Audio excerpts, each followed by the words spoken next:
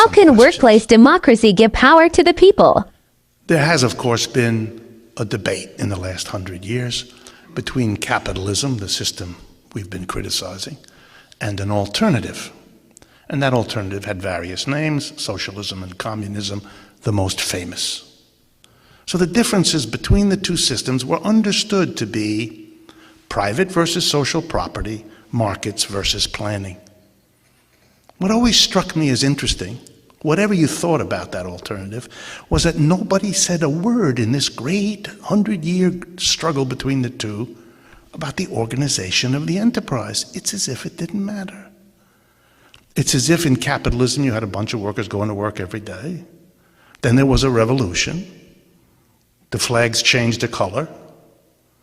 And after the revolution, when the workers went to work again, but instead of it being a board of directors selected by the major shareholders, it was a board of commissars selected by the Communist Party and the government.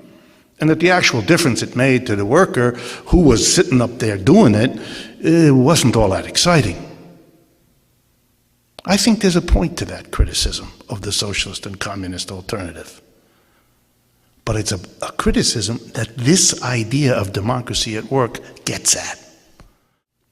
The people at the base will finally control the resources of the society, and the state will have to be accountable to them.